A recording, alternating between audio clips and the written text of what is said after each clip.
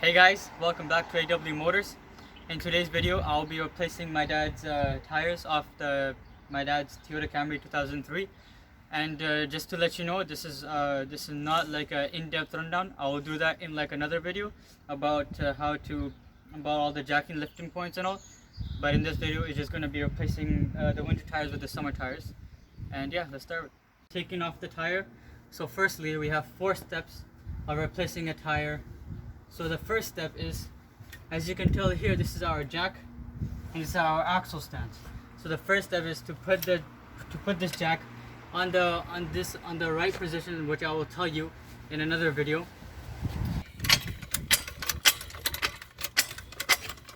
Have to put the axle stand on the point. If you don't, and if this fails, then this will fall and it will hit the ground quite hard. And yeah, it's a really big thing. So safety first. Alright, so now as you can tell, my tire is quite off the ground. As you can tell, I'm moving it and I'm not rubbing against it. Right, so now the second part is to put this up. What is it called?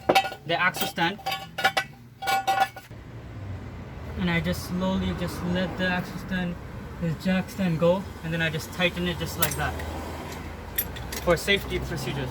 So that's step number 1, is to put the jack stand up and raise it up. Step number 2 is to put this axle stand underneath for safety.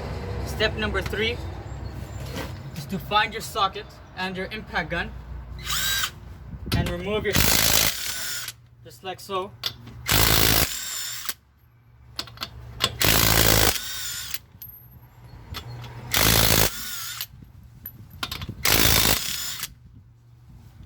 And step number 3 comes at the very end, which is using this torque wrench.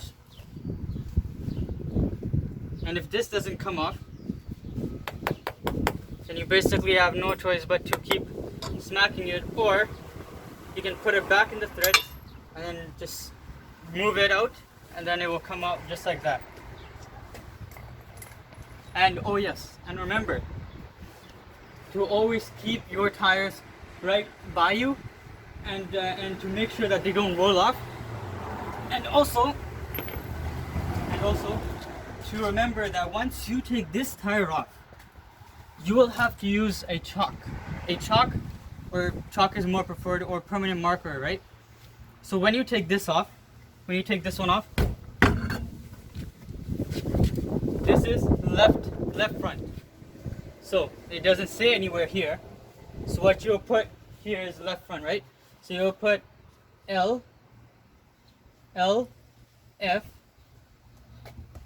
For the next time you do it, when winter comes, you will know that this came off from this section. When you do that, you just put this aside. You put this aside, and then you grab your summer tire. And as you can tell, how did I predict? Well, because last winter, we were taking this off and we marked it with permanent marker to tell that this was left front.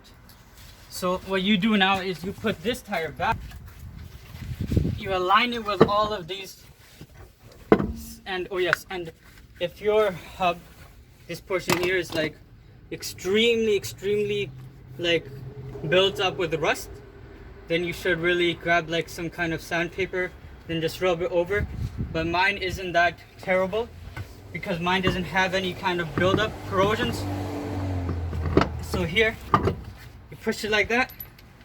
To make your life much easier, you go and grab your socket that fits with your lug nut.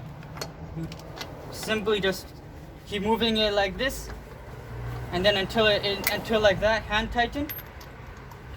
You just have to keep doing that, and then you grab your impact gun afterwards. And then you put it all back inside, and then you remove your jack stand, and then your axle stand, and then you move to the next tire. And then at the very end, you have to use the torque wrench, because if say you have lots of corrosion on your hub, the one that I showed you before, and you're driving on the highway, what will happen is that your tire will just come off, mainly because of the corrosion. So that is why it is super duper important to use the torque wrench afterwards. And you have to do this in a star formation. I started here, then I start here, then I go from here, then I end there.